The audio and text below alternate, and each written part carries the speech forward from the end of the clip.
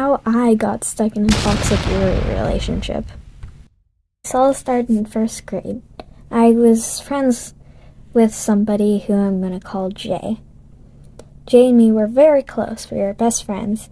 And there was this person in my first grade class that I found quite interesting, but Jay didn't really like them.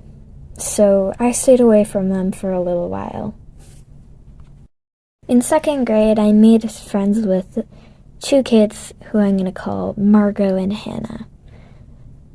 Me, Margot, and Hannah used to make phrases together, and eventually Margot introduced me to who I'm going to call Nova, the main character of our story. Me and Nova immediately clicked. We had similar interests. We loved Wings of Fire, drawing, making characters, yada yada yada. Later that year, Nova introduced me to a character who I'm going to call Fiona.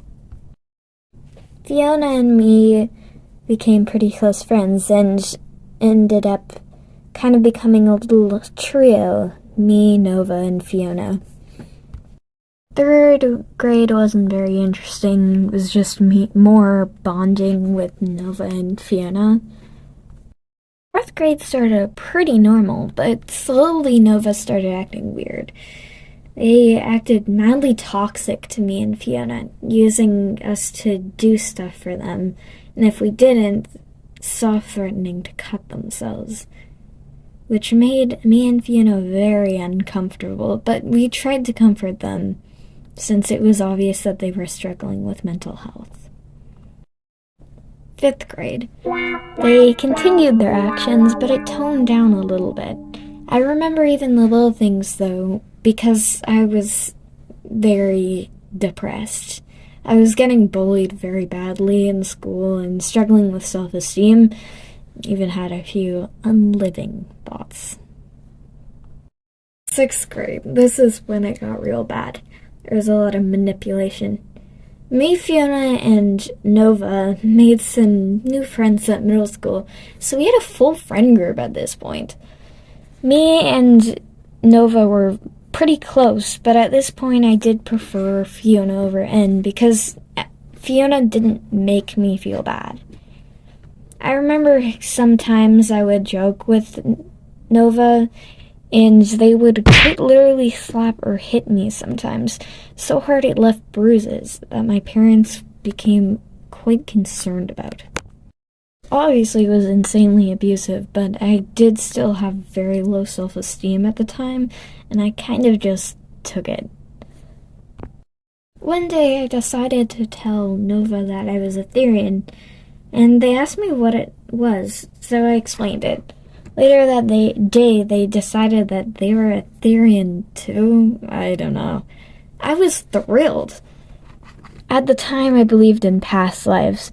I told them it, and they tried to convince me that we were mates in the past life and that we were destined to be lovers or something.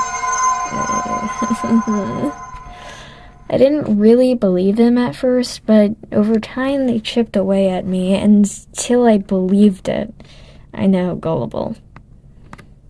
Once they had me, they convinced me that there was this, fox god that kidnapped our children, and I had to help them, release them through our dreams. This was ridiculous, but bro, I was going through it.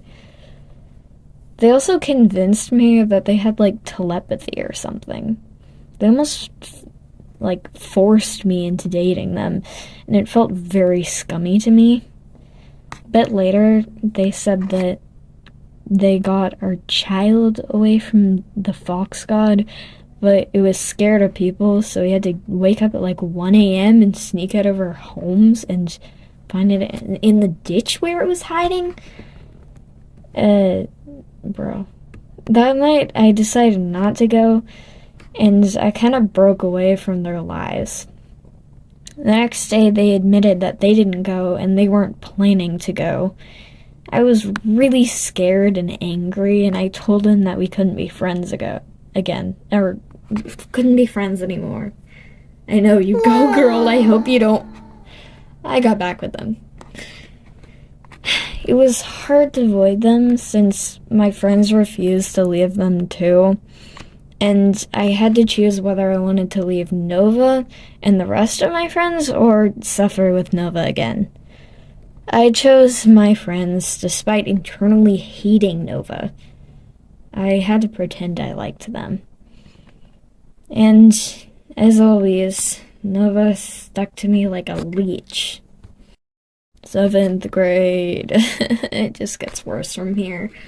Me and Nova were just as toxic, but somehow time mostly healed my naive perception of them. Despite them not apologizing or fixing anything, I was completely oblivious. Nova's behavior just got worse and worse and worse and worse.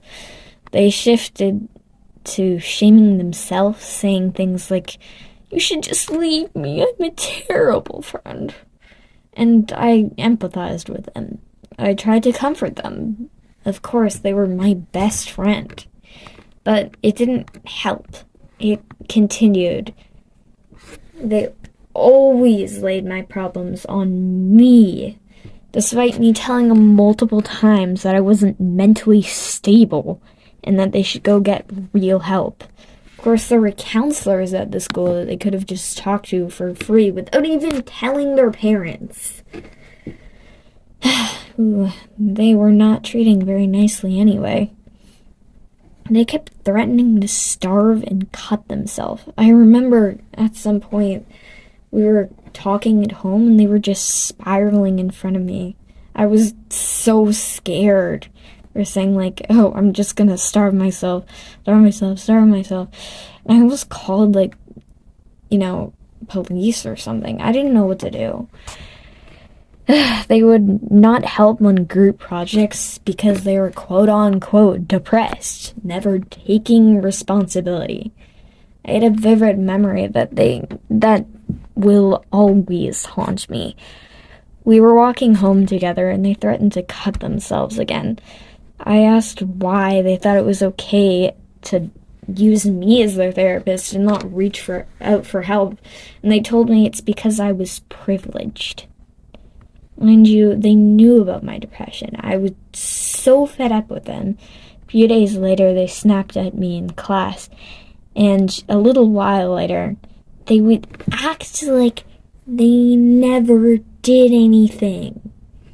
I was so done. I told them that it was over again.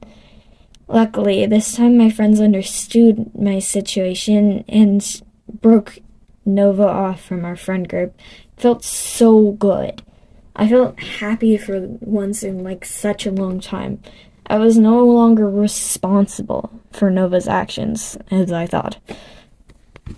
So, please, if someone you know is exhibiting these behaviors, please reconsider. It will be so good to feel free.